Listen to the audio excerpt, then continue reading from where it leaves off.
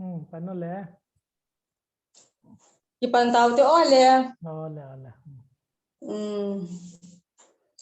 hin sim do yang katin tu nil ha program ding su hile lam kai ding ke bi ki kahitan ke pan na tau pastor Andrew Bible sim ding gol hang ngamboi wa choila seding chi hi e blenga om hi in hi zong le be bin hin lo thia hele ke pa omintin to ha to pi se ding pa Kevin phat ong amang nom san ki khen na mi pi la sa khom na ki khen na tau zo na le tholom hando tholom hando na gol hang samu di hi in tu hin ki pa na tau na mang ding pastor Andrew aman phat ki lo de phante cái tao nó có một sinh là sao đi cho xây dựng thế hay xây dựng thế coi bé biết cho nào xem ai một chuyện ai lấy cái bảo mình phát triển phát phải cái giá là bên online này ai cái không thể bên phát triển những cái tao này hình mang những cái thế cái phát triển nông sản là điểm nangin cái hình khâu này bên cái khâu sản nào muốn Covid diễn lockdown curfew thì họ mình là to họ dòng tổng thể là bên không bên thì dòng lệ nhưng mà thu lại in cái một hôm thì dòng là một trả sân này lên thì online là cái một tuần thì ra có giáo lên cái phần này mình thêm cả tháng bảo về này thì tắm cả lockdown cái bộ dòng lại bắt cái nhưng mà có hôm nào ở cái lockdown trên cái bảo về thì chúng ta cái là nên tu giàn phản na Mahadeva Purasan Church कहूँ Kaikhomna वहीं पकाई पथेन कहूँ की पत्ता विन की पन्ना पदार्थ से तो नहीं उम किवा इचा को ना है पकाई पथेन ना मा होपी ना कचन थे ने देंगो विन अलम काय देंग दू हिन सुता ले बाइबल सिम देंग लसदेंग नहीं न तू सही देंग सुता ले होलिम बॉल देंग हो पे हिन पकाई पथेन नहीं कबोन जाने उम किवा का मन चाहो इंटरनेट हिन का फोन हो हिन अगर संबोई नहीं मालूम ले ला पता kaza over dale na malopi na khala khat ka kitil kho to thina dina khona hong ke babsen kai sum ka taw bane he amen amen tu hin abana chal thau hitin Bible sim ding he gol hang ngam boy ama hung ama pangnam gol hang ngam boy ama phat hang kilo le na ni mu ơi kamu po be kamu he ken kamu kamu so con ini saran sayang dah tom sa in 3 verse 1 the Lord is my shepherd I shall not want thank you Bible sang ngai ka zo ta bin Bible sim ding tu hin ba choila sading hi segin te la ing sung mi te hidio hi in ama hon a phat ho hum kilo te le phante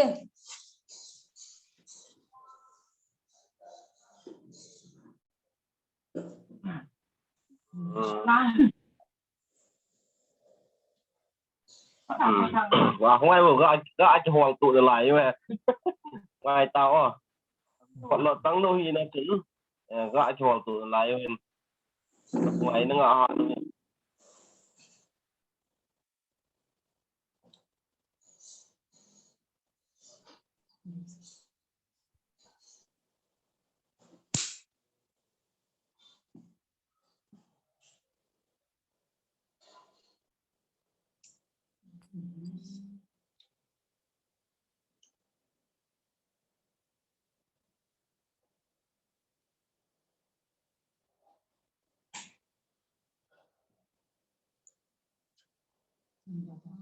tuần ha là sẽ họ cho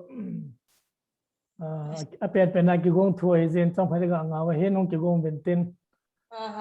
hi chika la chon Manipur langa inu jong hong za vin ki pao min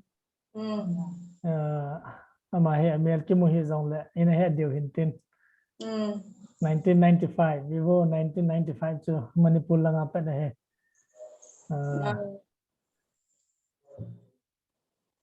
phải cái bao me amel ki mo hi jong la hong za phi pao me ta sa ding ho na ki gon tau le nan sa theo he tai không bỏ đu tay Sao sao là căn của cái chui ngày cả trong đây của cái màu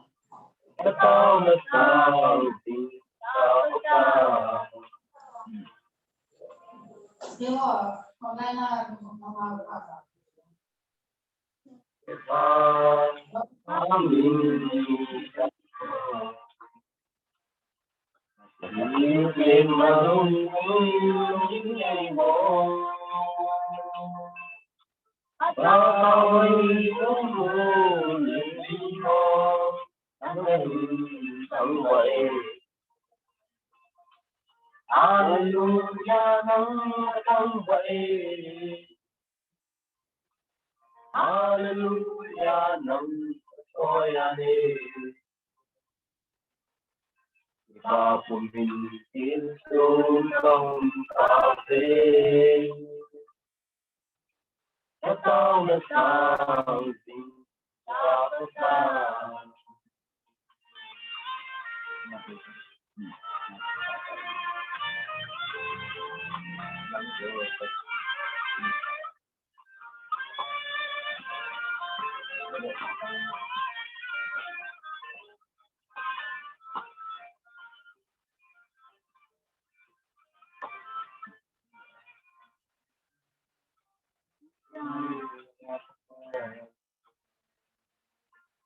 Hello, behold, Malusa ko di ka ang kahit ang wae. Hallelujah, nang ang wae. Hallelujah, nang koyane. Iba ko min sulong sabi. Tao là sao Hallelujah, nắng không vậy. Hallelujah, nắng tôi đi. Và của mình tiếng xuống không áo về. Tao là sao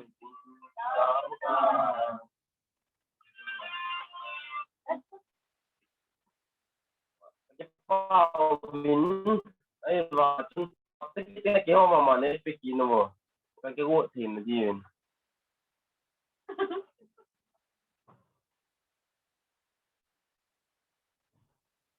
mà to cái đâu Yeah. Cái bao mê là sao? Cái bảo mẹ là thêm một về. Lo ba cái bol sa dan hap cái kiểu mà này phải kín mà theo lì mà mình bol cái này Tu hin aba nin chal kin nu hitin thupi se ding pa ke ben hi in ama som pho zo ta le phar kilo the ki ta ye thupi se ding pa ki man tam Ayang này. Kipao mình. Cái bên không ăn tới điều. Offering ít tổ lô đúng không? offering so itiang ki to da hai pa Alam ka Google Pay thật lấy riêng cho là Google Pay ai thoát ta luôn đi. coi anh bỏ đi làm cho xe bên anh cho thân đầu tiên phone number hùng ta đó tôi liệu thấy pa cái chạy mà sang chân làm cái vào tôi nó sẽ tôi tin na phone number tôi là cái này hả once aku langsung kita lihat anh em ngắt chơi những lỗ đó hẳn anh yang transfer ke itu zona follow itu kham mau na to kia nó to offering itu anh em cái record này na anh em phải Kevin nong phát kita orang dapat kipa omin tun la panang vela pat katan kijin tuni chu topic mong chu last week nga chu Saturday aung sei tan ke hi ta ham thu sei ti le series ta be sia kana gel ji lo hin ka gel hi vei kha jot yeng ni ka ti yang ne ti ta banga ho ka ki go din awanga chu ta chu ka gel sun thum ke chu ka ki man lo hin tuni chu bol niau cha min ni tha a chui le lockdown hung kin naum skit le ka kitchen hu ka vet le thil ho cho tam zo chu ki chai di jing jing ya mega mora hu ka chi ki thon le so ta pi time lu nen zo pana chu hung ki chai na ni tha la nga chu la ki man mong lo an zo je ma chu 1 hour ho ka ga amuin bible chang chu phai ta topic chu to ga su tu mong de chu có hòn là có một dấu hiện thì khát vang ấy các amuna này thì to kilo hiệp và không sẽ đến các topic đi ba chữ các topic đi mòn chơi ai là tu pet na eho bung sung nga eho ki vai pu dan le teng le eho society sunga buki society sunga ki vai pu dan le ateng le public ho hin i chanai leadership is support lo wam chi chong ka sei tha den ating le eho bung sungang thiltam tai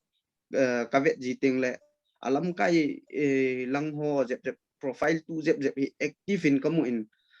alam kai lo jep active lo tabang in umin once a blue moon akimu umin khat ve le khat ve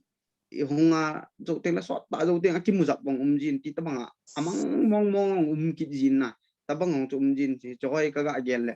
hoi ka sa thein chi chiong ni them pat sei leng pha ka ki sai na ji chu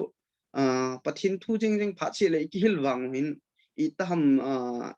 ei ho sungai i bi ham than lo na khat tong i nei kha jing ha ole i bi ham initiative i nei thei ko win ole lam kai ho hi ki themo ham ti ta bang khat min ji ai cho zo si khung sei tha din a poi no ai sei ding ai ke ge lai jang pet bena ka sei di yeng din Allah ho hin nakila hil kha le wang chu na lung sung wang chu peng ga ti yang mai the ja hai ala tu ong hi thiep dio a ji cha tu sei thiem ta wang ka hi pon ni ja hai ka sei jang pet thima ka kap din ni ja hai angai hon na ngai thiem dio ti na in chu ka topic hi tan bible chang ka ga thlen chu ai le Matthew bung sagi na chang som le ni na ai in hiji chun min i tin a bol le na dei jam nang hon jong hi ta bang chun bol pi uvin hitin bolding hi dan thule them gau te thuil bu to kitu ahi akitin hechi even ai le min iti ai bol ai le en ideyam ti tabang ach midang bol le kitin na hechi pa ei ho le enable so tabang words khat ai in ai wang hai ken chi kala da ni chum mang kala kitin aji chu hechi pa til khat masa pena ka khat hi tu masanga chu video khat chom khat viral len imu lo diom mi khat hin to na sein ei ho ku ki te chu idam mo cha leo pathen itivin idam ting leo thu dai sei po ve ti chu kung gel den ka gel sung chun idam mo cha wa ai le bu chu pathen itivin idam ting chu le he pha lo win hi chu pa chu comedy pa sei pa chu kanamu doin ka gel ai le di ka sein idam mo cha i ha sa phat le bu pathini i gel do win ade dia chi ei ho society sung ate ei ho bung sung ang applicable hi in na ke yong i chom khai de pon midangong chi chom hi de pon hi wanga hi chi pa he inga deu ka dei sen idam mo cha cha I ha sat pha le pathin chu bel de pon phat si le tàu nong ki manding ating la meeting ang tàu ding e di le ang tàu di poi I ho bung sunga ating adam mo ho I khat ho dinga ating la koi tabang ham khat chu ho in kai hung khasit ji a ma ho diong chu tàu pi de hung kai na dingang chu tàu pi de ke wang hin ka tha se hin mi hung kai lo ho ka tàu pi jin na ma hung kai thing di wa ho aji chu ho bung chu ho bung akiti teng chu le la hilai munai ki khop naw he mun khana ki khop mun I wa chu in langa chu vet na ai le achom choma ko nai hung win abang khat chu KBC KBA UPC CRC ti tabang KCC ti ako achom ECA ki ti tabang ho bung hi e ho society sungang atam hin ke he zo lo hin hi cha ko na hung kon do win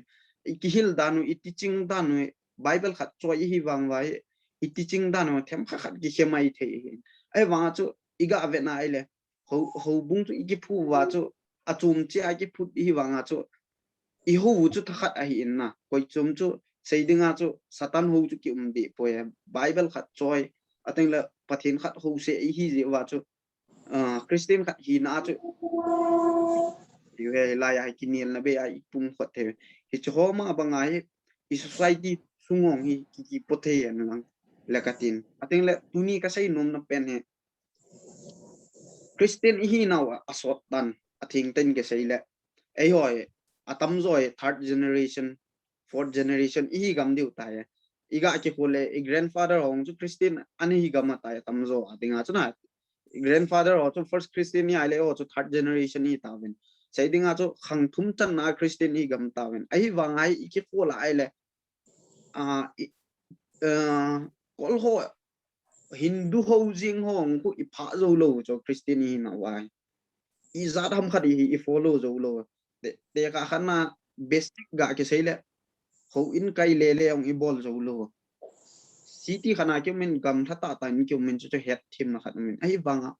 ki khop na khat online ham khat min ung go na ai le hi chang chu zaw num lo ki tam ki na lai pha sia chu ki zaw zo lo de nge boy na niaw cha ta ong chu mai the ai zong le tu vi sa to khat ve be ki khop go lo wa ai le chong chu I ha sam naw ai aji chu tu vi sa tu ki sei pa chu hap te ki teng a repeat lo mai the chu pa chu I tin na wang si ti tam tu chu nga ki sei pa chu na ngai man lo chu na te ka khana pasta pan tu chu nga thil topic khat a sei cho tu a ke ka kai lo ai le next time things to repeat a ball lo dita cho thu chom ble a sei dita cho hi chi pa ka kai lo na chu I za ham khat chu ken point ka phat chom pin na ti chu ka kai lo ji a chu ka het lo hi dita na hi ji ai hi chi ho in kai tai lo hi adang I bol diwong be lo ai sei dinga chu Christian khat hi na chu ho in hoi ta I kai diu service hoi itasit lo diu service hoi kai diu I kai hat diu to dam mo ve sit le zo ting la bo min ing ki tho pi a ing tau pi zo ting la bo in kai de hi po ya I dam mo masanga ko na hoi ta kai ding min sei dinga min e khot tu a e het theina lai chan chu mi wang pa a ke na tu ge e hoi koi mai tu ni ta banga chu tau na poi nung ki sun hla chilang chu ama ka tau pi lo de koi ma ki thi lo cho ho in a kai nom poi ama ka tau pi lo de ho in bon ki mo khalo program ki gon sa sil bon hung khalo amin a zaw hung lo ki tingai lo to aji chu ki ngai lu na la ya hi chi pa cho ama honong hi chi pa ingai lu nau cho ki het wa e ho ta hung sat khom hung kai khom te wa anoma nom cho te ka khana ho in na ina ki khop na di khat bung in lang koi ma hung da hin lang nang to na roma si si bu ki khom lang pastor pa bu hung le nom de nom hi ve ta nang ho ding ang cho anoma nom lo de na te ka khana chabe long chu din ta nan om ta chu tun lai BAC jo che prayer se la ki khom den chan mi zo si cha be chang ha be khoi ta ki ni sa lang ki le sa en teng thu sei ho men la sa nom le ki ti di cho ina host ki bola program nop lo di ko man ki dei lo cho program nop di chu igel mi zo si cho en nei te di chon as program chu nom hen lang chang chu a thing le la nom nom lo di cho mi chu mi som bong de ta chu ki ta bang khat ong chu la mi tam de ta ko ki go lin ni nga hin na cha be hoi ta yom pia hoi ta don sa ding at least chi be ki ball the na en hos ball na chu ngai du vet sa na ki ball pi he nei mana ki ball hi di poi chi ngai lu ji a en hos la nei wal ji a chang ki om pi hi di poi i ngai du vet sa na chu i ho bung cham khom pi hi ja chu i na hunga ki khop na hung zau the ja chu ki bung ngai hin he cho ho ta bang ngong hi ngai lu na ho a hin khat le khat i ngai lu na a hin i bol hin he cho ta bang ngong hi ken sei ding in chun ho bung lin chun ki bol di prayer se long anam di pon helai mun a i bol hi hoi na e ho mun dang na in lang ho ting ong le cho ta bang ngong hi kon bong bol hin chong pui mai ta hin jai ho in kai pa le ong i bol lo wai le i pistin hi na akhat na cha Christian hi na o so ta ipin lai cho tam rồi convert i bon vai convert thi lo na lai set cho convert thi lo cho hoi e hoi ipin wa i pat inu i pat Christian ni a ki ping Christian a ki ping he cho e hoi convert thi lo cho sei ding a cho convert bon khi lo a hi cho hong i bol zo lo wa ai le convert hi ho khu i ti expectation na bol ga gel le sen Christian khat i ai le im cha contribute i bol zo lo wang le hu in kai pa be hi i bol deu ka dei sen mi zo se hu in kai pa be i bol deu ating le adang hu in kai pa hi ha bol deu aji chu ke experience nain khat ga sei leng covid akipat na ki sei le ke yong ka kanana che na sei ding thing ten ki sei le kum se le kan na kana lo kum kha kha be lo en he ma hi pathin lung si na zala ning kum covid hung ki se akuna tu gya ka khu si khalo lai cho nikta san lo le whatsapp dunga an hol le chun kadam mo na group ma hung ki post thei hung ki post din na ning kuma kuna tu gya sei dinga kum khat wala ta cho kum khat wala ta ning kum covid ki pat janare akuna chu tu kum janare ong khelta kum khat wale tu gya hi khosi ti ho kayat kha lo lai kadam mo kha lo lai thing ten ki sei le iziam kati ai le hoi ta ke ga agyal da na he hoi ta huin phat si ong chule regular ki di pun khat ve le ga sei dinga khat ve imi song le next time ba be le kai te di pai ko go en na i che pa ka bola huin ka ki kaya ating le thil khat bol na lam kai hi na ai thil khat bol ding a ki se ala choi pan la na thei the ka pan la ti ho ta bang ai ka bol ja he ke gel da na hi ka ki man cha ji ang hi pathinin dam na i pi he ka ti no min na ching ten ki se le ho bung langa ki pi a i pi lang hi ong le ase langa ka ki pi lo ja he pathinin phat the i bu na a ka ke he ne aji chu dam mo ta leng tun tu pe nin dam mo leng i za ram khat ka sen mai the cho ka salary ong ka one month salary ong be mai the i zong le kadam zia hi sum cheng khat ka nei lo ka lung gim lo he na idam mo ai le sum cheng khat ong inei lo ai le idam ai le cheng khat ong inei lo ai le ki lung gim lo idam mo sum inei lo ai hung dam mo ai le ki gim di se na na sum la an di he lo ai le is ya dam thei nei pathina ko na hin itau hat diu ho in kai hat diu e hon pathin lung chu i hol wa ai le pathinin e ho chu i pi sao he na dam na chu i pi sao he i thum wa aman lung chu i hol wa ai le i hol masat wa ai le ama chu i pi sao he tua chu ka bible sim chu hi ji chun min i tin bol lem ti tama ka sei chu nan itina de yam hitabang chun no pathin ho le chun pathinin na ki pe tho de na pathina ko na ki pe de ne lo ang na koi lo de pathinin thil tam ta ka tu na hi 2010 na ko na i chan ham khat de flashback ka ga gel ji ai le i chan ham khat ai ka changa traveling ka bol na ating le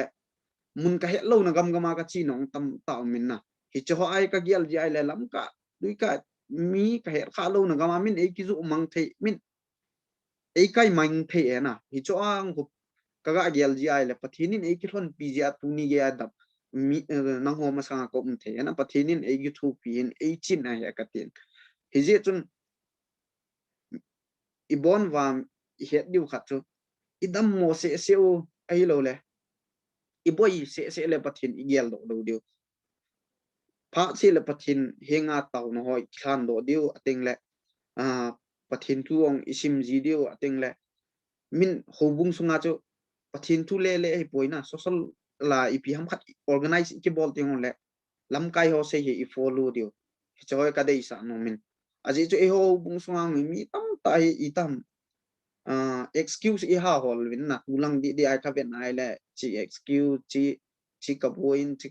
ta boy na ki se ai le mi zo si ki boy tho hen na tong ki chi he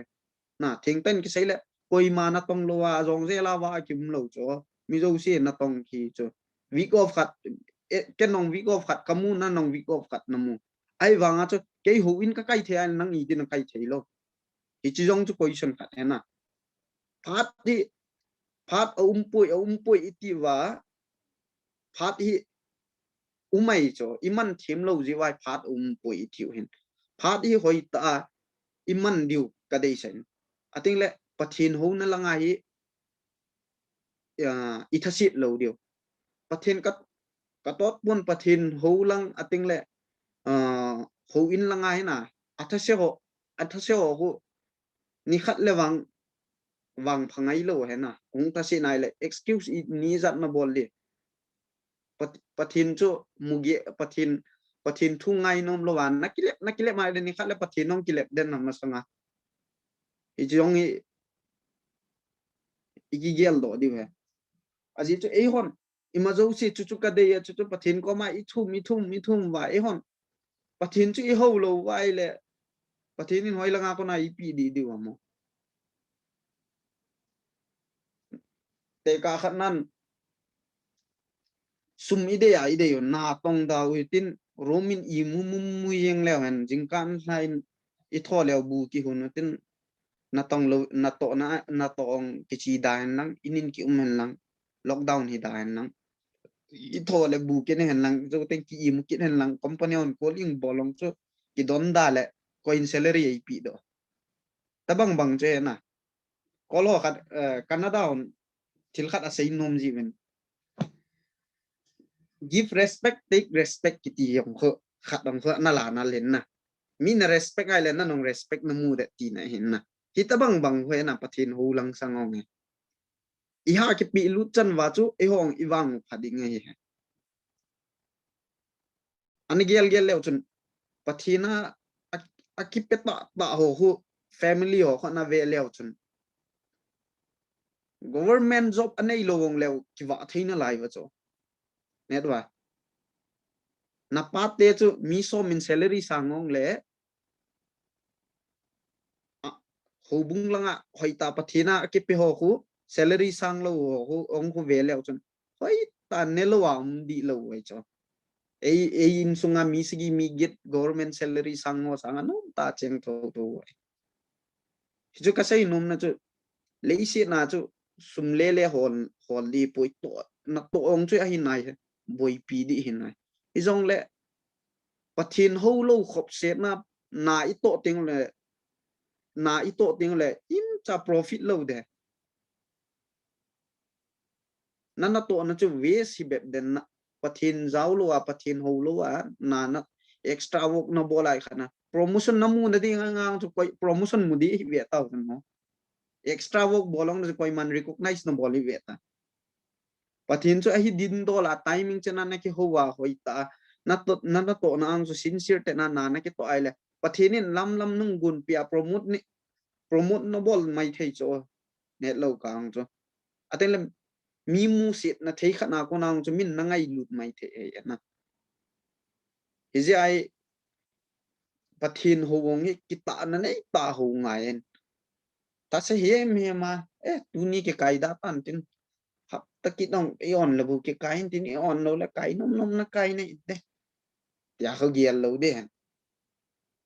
nghe nang na kai lo cho nang na wang se ke hon ki wang sit pi phun te ai wang a cho nang nung kai ai le nang nung kai ai le program chu num mai the ya he na ating la le nang nung kai ai le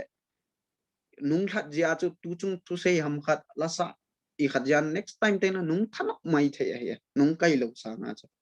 mi yong nang za la chung thanum mai the en ating le hung thanu ma hung kai kit mai the en chu event na ai le nang zia mi hung kai kit the pa chu I ai le nan im cha na bol lo cho hung mai cho ai wanga chu min nang na mu zia chu next time ting hung kit the pa chu phat the chu nang na chan de hin la ai ama chu chang di pu na nang na chan di na la ai aji chu thil khat hi I bol hi la ai le hepa pastor pa no masan chu na sein thil khat a sei na chu Christian khat nei an thil khat na bol hi la pathinin na zep lo wa ai le apet hi dong le chom khat tu le thu gen thei na ipiam khat problem create ai namu ni lo wa ai le pathin cha ni pu akit ati na chu ka gel do khat chu chini asai ni khat ka gel do chu kaniau lai lang kitile 8 9 10 la kasim lai chun cho ka gel do in chilai la kasim chun thil khat ka bol khilai la pet pe na khu den te a kain ko ten ei bol na kum jin na so khat ve le a het ma sang wa a het diu ba chon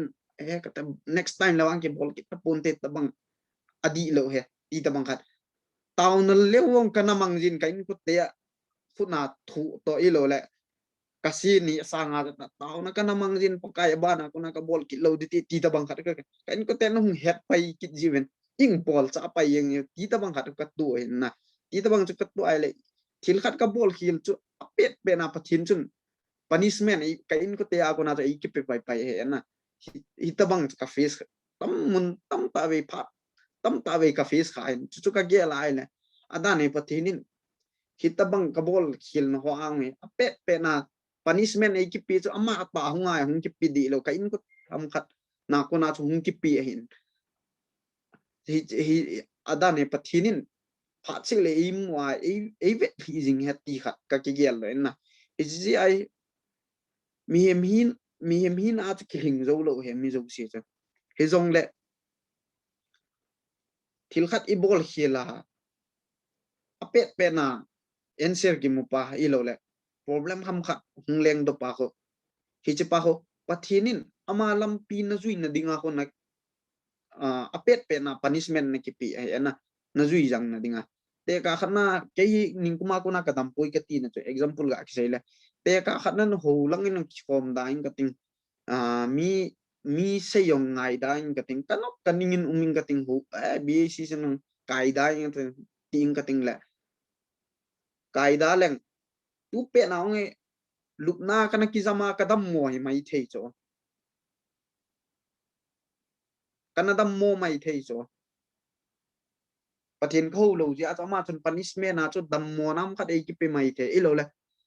pau mo lo ki sei le kol ho covid ve ho ta bang khun covid na ki ve mai thei cho ai wa pathin nei ngai lu dan no he tu pe na bangalore 23000 case la nge ei ho khat chai ve lo la yu cho pathin nei ngai lu dan no chuna hoi ha covid positive ki le hoi ai ki zen zo dio bangalore akizin hospital private hen lang government na ka ki zen no le lup nong imu zo lo dio private na ichi dio private na alom pe na lakli lak ngai su lu dio covid dong cho 1 week nga recovery kit lo license ICU ayum dio at least minimum 2 weeks to yum dio abil hong len do teng 3 lakhs 4 lakhs pi dio aje je pathinin ei ngai lu dan he agi dangin na ei ho hibang se a leisit boita Delhi en lang Delhi ho last week ako na cha mail sen hospital a ho admission ong la gam lo tan ating le covid ve hong ho hospital a ICU ong anei zo lo phat wa ho personal la oxygen cylinder aki cho wa fitting aki bol thu ta cho a patient ho a family wa cho pa ham anu ham khat covid positive hi ai le cylinder aki cho wa amwa a fitting pe wa hospital a admission a ding amun muna ke tolle 12 hours cheng hospital amun hall yang cho amu zo lo sum anei wang ma cho amu zo lo ki jen na diong ti le wa cho mai wa ai ho i wang phat dan ko i ma positive case ong yum lo ai wang ai pathin hu nu ma im lo la yu cho Bangalore at tuni ho dunga cho abang khan in track i ball li wa i ball lo diom case ana sat dan na ne Karnataka sungat 20 plus hijing na he Bangalore ai highest case in jani chu news focus im na chon Bangalore a bed on availability gam ta poi ti ICU Bangalore hoi sum nei ho jo si mun choma admit gam batai Mysore dunga chi wa ilo le lai state ma district choma city Bangalore sanga nyau jep yong le lai aki jot gam mutai khoi lai positive case lo mom lang jot gam mutai Bangalore bed availability song gam lo tai mai e ho iwang phat dan nan mi koi ma hi tabang na ho na hong ve lo wa pathinin event no hena ti cho a ko na lu chang na khosi neo cha nei mana cho ho in kai hong ho in kai lo a yung mu hi ikoi oi mo ho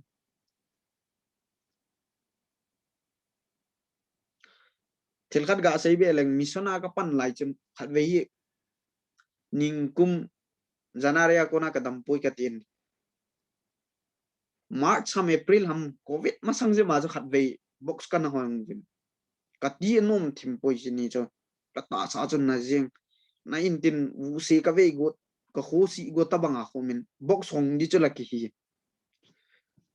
box hong dinga cho ke to Felix pa ho to chinia cho pala long hung thain ka ti cho nom mang pon ai wanga cho lum leng wang cho kadam mo pai yang mai the na chini yang cho box hon diong cho ka bol li dol cho box ka hon di hen ahin kana kitep naw hin chini cho hi chini a cho box hong di ka hin ka ti nom pon a hi wanga ka ki pat do a i khusi yong la ki het aji ji men te ka tin lo chang khat ka ga anen inin i mut ho ngai poi ka tin duty ki chai ma hin ka chi do pai langa Murges Palya la hilai Murges Palya nunga moi amate in ka hong panwen hilanga kon chin ranagar kung hong ben ta kon kung tol peven e wa chu chini chu ka ti ano lo dan nan chu i muleng kai mu lu pai ding thau do ta pung ti ta bang ka ki gel ai wa chu jacket ka kya in tin lo kan ni a bai chu ka to la ka chi ki thau thoe ka chi le kong kile chun kadam set ki yeng na katina na zo se cho be yeng in ka thun zo a kon chun katina na hom to pon kana throat pin hong kan nei na ho zo se ong be yeng zo chun kong thun na tuisa ka don in ka imu pai tai bu kanen ka imu pai pa ajingin kadam modi oina hi cho ta bang chu ka agel lai le pathin thua ikiman cha ai le alam lam meti na khat mena dam mon thei khana ko nang ki dam pai yang te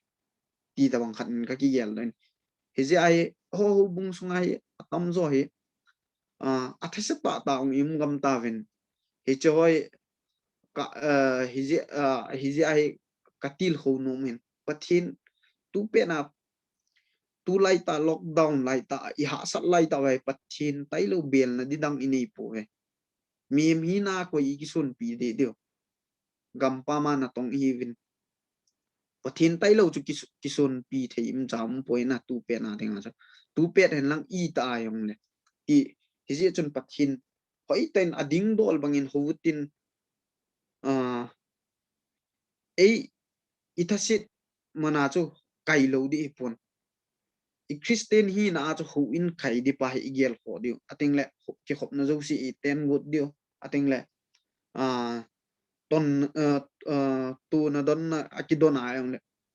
sum ki don ho ma na khai ta ki pi dio i pi dio do le ki pi chi dio he na chi ka de ka sei num pen en aji cho i pi dio dol chi pi dio wa ka dei he example khat ga sei lang khat ve hi ipi ti ham iti lai ham khana chu tight khat ve kan pe hin chila chu salary ka sano chu ka ga gel ji ai le hoi langa ka san do ni zo te ni thum zo te hoi lang ge ji tam kha ji te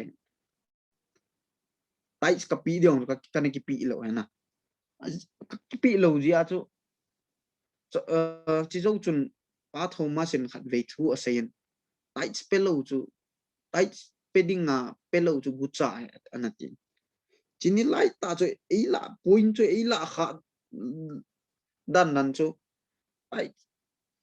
tai pelo chu butcha hai ki ti chu di ka sa mong mong hena tai ki pelo kilowa tai ki pelo chu butcha hai ki ti chu ka gel la di ka sen ji chu tai ka na pi ma sang chun sum chu khoi lang lang ge no ka he ji ta hen atam zo ina ka ha ka boy thâu ji na thalun ka in ka boy tai ka pi wa ka pi a konin ka boy yong le ti ten ka boy di po ya na i chan ham khana hi ka boy nong kho thom je mun ka muin hi ja hi chong hi i ha bol diu ka dei sen ke personal experience in hi choa hi choi na hi je chun ka dei sen ating le koi hi jong le hen hoi lai muna lam kai po jong le hen ikut khat le khat ikut to sot diu ka dein masalang nong kana sen leader khat amy hoin igel hil now khat point ga seilang manipur lang hen lang nagaland lang hen lang assam lang kit yong le i society u thakat a in ikip e ba chiu he kitile kidi mo lo din lam kai hoi na tong dinga igel hi di lo ka sen lam kai hon abona to di hi poi lam kai in vibe hop din atong di chu member ho hi win member chun ato lo ai le lam kai chu ki hat lo hi di khat hi igel dio ipi society ipi organization ai ki pojong leo hen member khat hi na chu member khat hi na chu lam kai khat leader khat chu to vai home di hin ama chun lam kai di bo hi in support bol li chu ei ho hi win atong diong chu member ho bu ke lam kai ho chu tong di po hi chong i het diu win ka den e ho bung sung wang cho ta bang applicable in member hi na chu lam kai khan ipm khat organize bol ai le member ho active ai le program mong chu num din program khat igon nawa member ho chu thase de du hen lam kai ho bo chu atol luin ki peyeng hen lang le program chu nom le heliang de na ian ni awong chu tui lo lam bai aji chu program lam kai ho chu ki pe an lang ni khana program bona tam zo ko flop de aji chu lam kai ho nyan ingan se wai le program chu flop de hi jai i society sung wa ip organization yong le lam kai ho na tong di hi poi ama hoi lam kai di bo hi win to vai home di bo hi we hi jai e ho society sunga koi hi jong level ip organization num jong level student lang hen lang ho lang hen lang ipi lang khosung ki pu na lang yong le lam kai hoi atong di hi povin ama hoi to vai home di lam kai di bo hi win atong di chu e ho hi we ti yong ki het diu mun jo se achi apply i bol go di na chutile inam pi sung automatic nga khang to de tu ka la chu new song na ve la di un ka new sim card len ninin thum hi facebook ong hoi ta ka lut lo hi tan ka tha sa de jing na tu chung chi tam politics lang ga ki sele ko lang ki bol naw chu ka vet la ka thangong atom jin amuna ki lo ka gam ka khote gamong hi lo na lai set ai wa ka pu na dan jo aki bol tu naw chu na aki bo ei le ei sunga ki bol tu naw chu boy ha sa ka sa dan chu Facebook ong ka login a ka vet num lo hi tai news ong na ni thum ni li Facebook ong hoi ta ka login ji lo tai a news ka sim nom lo hi tai aji chu i ki pu hil na u the len ta kha de ami pi hon ilam kai ho hoi tai support lo min a lam kai ho nyan idem leo lam kai ho nong ipi bol ta dio im cha bol di het lo phat wa kho ka te mi pin nong ei support du ta talo ti ako I chanam kana ako gigelwa ani mang thei ko ni mang wa te ako chi we yang wen ating le mi piong e blame ko bol thowin ken lam kai le blame ko bol nom pon mi pi hi question bol diong aki in ami pin a question I bol zo lo ji wai lam kai ho wi selo hin ating le lam kai ho in lam kai hong cho thep mo na ko mi pin ei ki theng do hi in ama ho dei langa chu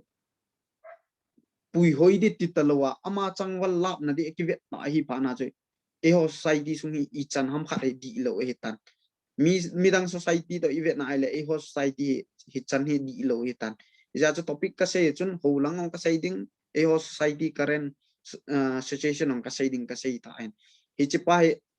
chi te ni hi lam kai ho thep lo na to member ho thep lo na alang tua ka sai hen lam kai ho le leng ka thep mo sa ai pon member ho ka thep mo sa ai pon ani lang tuai ki thim mo gelin ami piong ki thim mo en alam kai diong thim mo en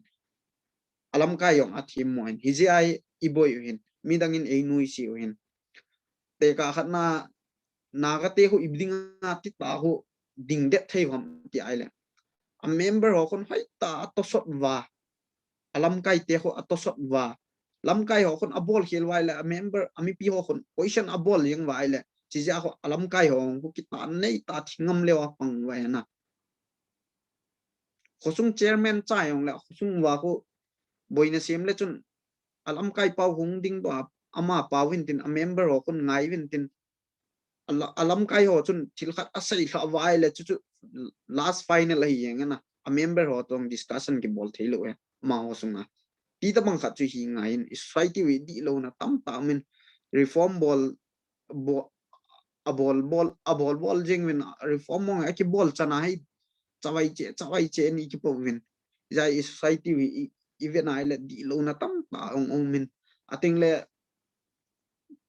last point ka say no na society we dinga tel de yang am ti ai le leadership de yang kitamin ka vet na ai le leadership ki chuong ki bei lo wa tu ma sangat tu ni new sam kasi ma cho ga tha do lang ana pang ho chon na ngai ma mai thi nung sei lang karbyang longa asama ko tu pe na ko naglen sanga ko ngo thom wen karbyang long lang ko athing pen gi sei la khoniaw cha cha bo hin kholin ta nga nei lo hin a khu tam din naglen sanga tam mai the a hi wanga ko a population ko thom zo diu hin karbyang long la ai mio ko ai wanga ko ama ho ki ka ko KSO le TSA ko ken go win TSA alam kai khat Michael lamza thang hau ki kiti khat aga zawin ama chun re-establish abol go le hulanga kuki National Assembly kiti hokun object abol win hichi hu ka ave nai la point hu ka ve nai le ama hokun hilanga organization te ko create be de aga go ga giel pa ko ka ve nai le adan ho e ho society organization unsa kana ki hom lo khana ga bua ang kai di thanok mo ham khat hin tin izia ko lam kai hi ani amang thei ale ni mang ti hin ama ho lung tu mong mong ho thil abol hoi hu umbe se lo din mi pi akai chat wai be ma ho men zia ko opus abol ni zia ko hi chu ho ta banga ho ikha lut lo dio wong ka dei sen hoi ta thil zo se mo follow yang thei hi pon hi zia hi thil zo se organization i pium jong le hoi ta vet chila khonung ge hu vet ngai jin ei le phat chum pin na diong vet lo din ei changwal phat chum na di vet na i society chu ko hu a ha thei hi a ong le ki cho ta banga chu bol le he leng de aji chu tu an na ni a khonung teng le na cha te khang ting le wang sit na na nei pi sanga chu na ni da zo le pha he na ki ta nei ngai ji ai Bible langi theologian nong khai pon tu sei ka them pon ateng le cái ka thanop na lang mong mong main ka focus na hi politics lang hin politics langa ngai ka vet le ka sim do ai India lang ai India constitution noi lang e kha vet nen adang hoi ka i khat be se pon hi ja he ka thanok na lang politics a hi je ta ngoi lang hi kan ha he thin na ja bible lang hi ka them pon theologian nang ke pon pastor nang ke pon ja he ka sei hil ka sei wal tam tam min te jong le tun tha sau ta không sei tai abang khat im suong mai the abang khat nin aphat chum pi mai the abang khat chu lung hang mai the na alung hang ma ong la hoi ta lung na lung han pa cho deep breath 10 times lain lang ki gel pha win lang ka di hinam ki yelo tin zo ting le ka sei pai khat ve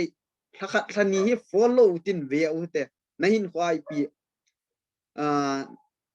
na family life and lang na hin khoman na is difference na ne am na hi chun difference cái bang hin difference na nei diu kata sane oi ta na ke man chawai le difference na nei diu kata sane ji acho cái personal experience ho to kong sei thai ni ji ai na hon at least 2-3 months hoi ten ga follow up go le chun ichan benefit na mu diu ham chu nango chunga hi jengin ka sei hil o mai le ni ngai dam min nang ka sei khau mai le na chung chewin na ibon wa chungin pathin pathe ibu tawen ka ki pa e chan chu tante ki pa mai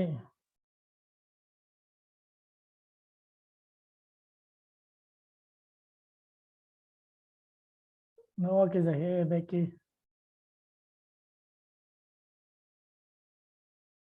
en mi ni ke ko yo be ki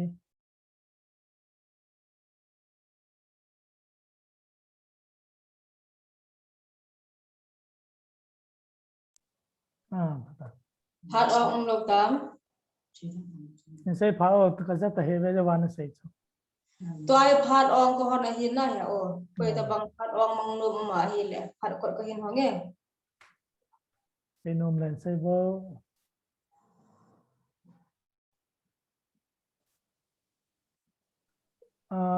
kin sam khan sei ngen ke yal ka ven ki pa me tu ni la ke pa na number 1 mi za ni la kai khom ven number 2 iman cha za u nama sa che hele tha join ki ji de ngai to he gotia ven thang lal lin ama achar sa de ngana la hen he chi in pevin iza za jing theo hen ama to ki ko lai lo po le Sunday wang chi thei po ten Wednesday Tuesday Wednesday only za theo hin ten chi ne ma chwa ki pa thu ga 7 Kevin Jong pathin thu to in kho thu honan sejen ite ham ke sei le ka gyal sangin na sei ho ye ti ka gyal sangin na sei ho ye ti le ham ai lo vai le nan tam sei ye ti le ham ke pon na pu na thu honan sei hin koi ma ke yang kam na le ki muda na jong ngai pun ka he themin til hi pu na tai se ya hele ni pe ha e ma ke lung na chimen angai ho ne no to na phat chum no me ti so kan se do I think pa men aba na hin tu Tuesday hi hui ni kai lo de hin jing ko Wednesday la khun Ebenezer Church lang jong Zoom meeting a kai de hin na lai tong thei ta povin ye chun ki khop be hi pot tho de ka no men 1 hour sung ka be ai lo ai le 2 hour sung be chu pathina de ngai a kat do chu isum sial lo de wen na ai de in the che Zoom meeting i to pha no le thil dang to ko pu ten thanom ten to ten na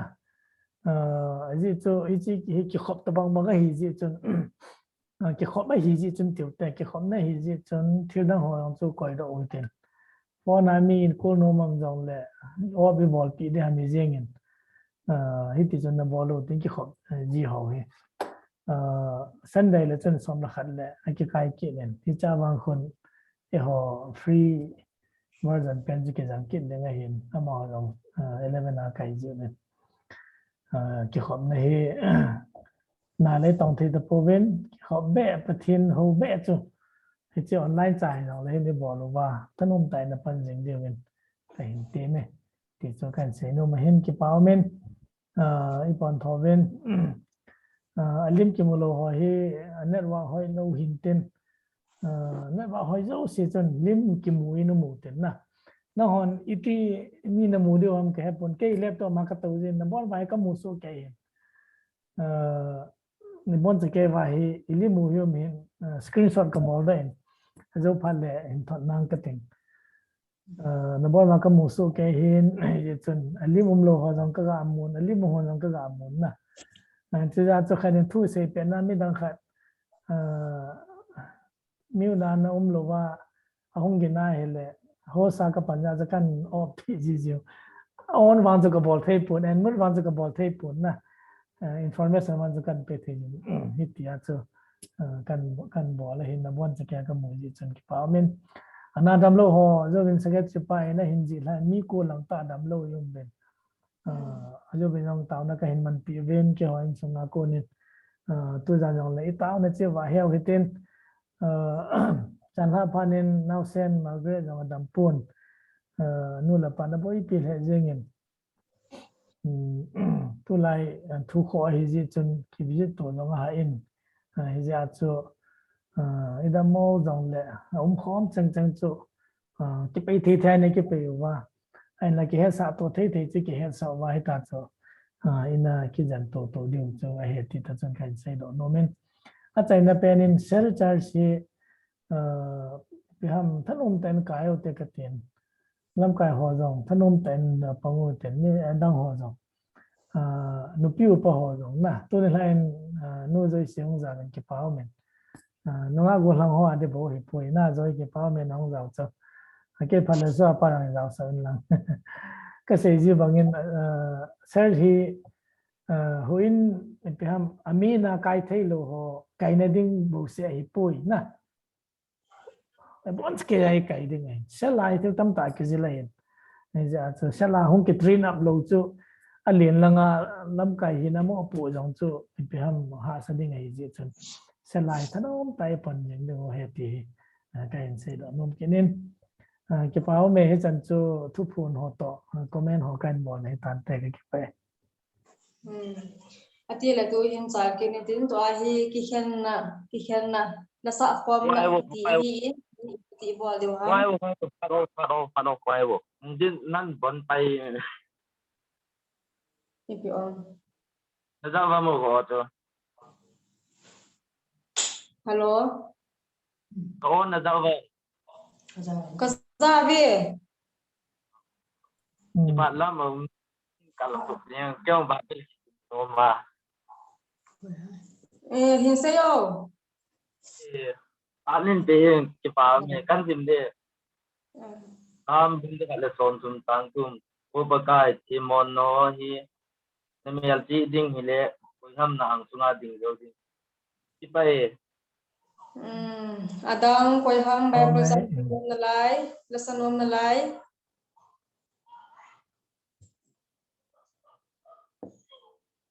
adang om ta lo hang Louis Bible trang say the ham hey Louis adang om ta lo le Louis Bible sang say the ham nôm lâu bia hay là kết phát là say sao nôm lâu đáng vị thì ati là ban sa tao te ole ole to a ki khen na mi ne ju ta ki khen na mi pi la sa form na hi ipiti bol de ham la sa form de ham ni pi sa kho mang cho ha za min tin na lâm cái hòn này sa va da hòn ni cái bỏ va kan zui du ham LY là जो वाला सत्य चिपी दो के दवा अंसा के दवा दो होने जो इडियो हम खा नहीं ले ये बोन भाई सब वाह है लेकिन आई पी के नहीं लो ना हाँ बेट ahi lo ya o se gin tia sun la hin sa ben tin azui the ni zui tu ta chong cho khó lo aban le ki khen na taw zona le tholom phan to na hi gol hang samu hi di hi o okay tu hin se gin tia sun la hin sao he nang azui thi ni zui liao hen na anh đang hòn mute cái ball đầu tiên na he nga azui sao liao hen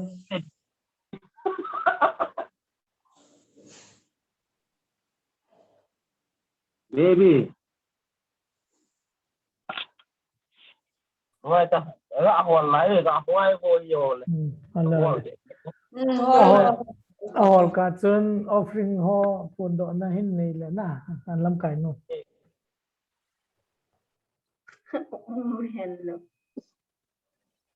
offering phun độ nó sẽ kêu cái hin này đó ham đi cái nào phan cái lão lẽ aban teng le ki khen la sa ho chu mi khan in tha tho jiu ten ngai chai leo ni to ong chong chu te lo tu mi pi la sa form này thi tới luônตัวใช้เย็นแต่ละบอลจะบอกเห็นนะมุนขนาดหอมขนาดจนสาวไปเต็นนะที่จะอ้วนไปแต่ต้องหอนมิวสิบอลเต็นจุยแล้วเห็นนะให้ตีจุยแล้วครับสาวเลยsorry ห้อยว่าสาวก็ชอบรอตาวินแล้วนู่นก็ชอบโดยไหลเลยอะไรตัวไอ้ลำไก่นน offering หอนผลดอดินไลท์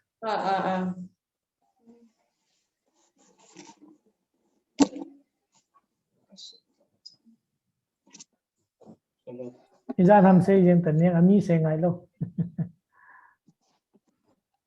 group mà chú cần ta ana mi izan in pi ham mi tha offering loot le 350 here okay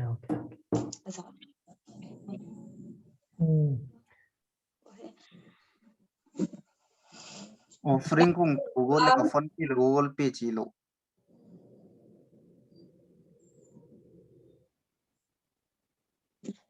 ata sang online na zo ha to do na atau apa itu Kevin ini jangan pino mai cita lo ya jigdi kesa ka pite na kata bos okay check shop na ki hab be wo 360 ke pa men lele sedite câu ilu nong tem khat dam dom te kong vet sa diu ha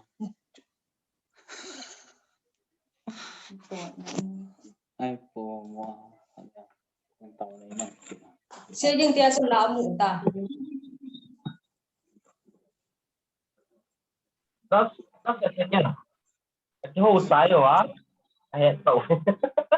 gà hoài đồ ăn phật thế là phải đón đủ tại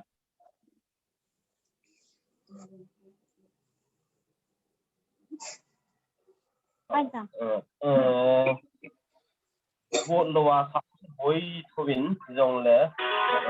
nên hẹn thêm điếu nè nên hẹn thêm điếu vốn nó vào quan sát điều gì à ban cái cái gì bằng à tức là ban cái là vào sau sau này thì mình lắng number 3 cái group song 3 đó nè vốn nó vào quan sát phải bay điều gì à áo trắng hello hello này cái đó cái rằng cái leng hello à tôi rằng rồi là ngày biểu đó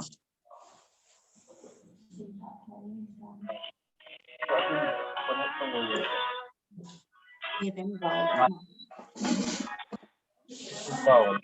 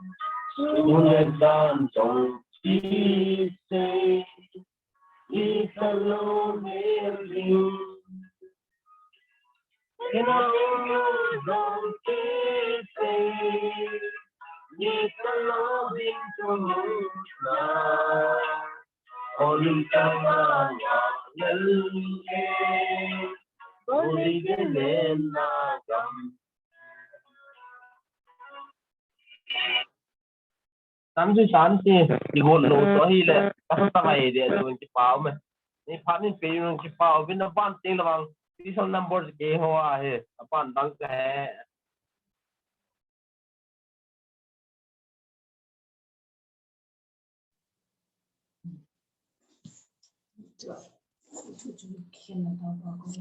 tu hin ki khan na taw na ding in gol thang samu o tholom han da na to in nei pai pai la phan te ma phat te te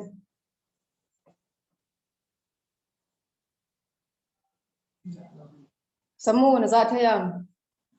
hello na zao vậy na za zao vâng tholom han da na to ki khan na hi nei pai tôi lòng phản là thôi nếu bạn là nắm mình lấy tay rồi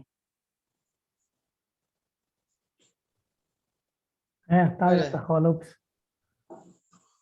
kinh gọp tao mà phải này wala na na bon tao thằng sinh ang kia mà không tao lên cái đó ta cái bỏ về pa nang man tung sa phát chân dia nang man tam nale phát na ni pi jewi na min tiang thang wan he apta masa ka ki khop na ma ka thum na bang nang man nei lung sit na zal wen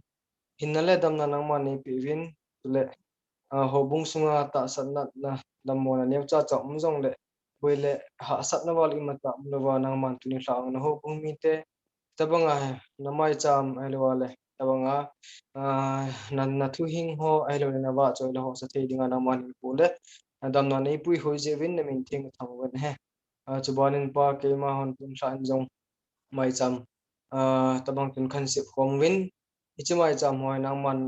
phat thei ni bu sang la vel nang man phat thei ni bu pi win tin dong ka taw kin lai sin he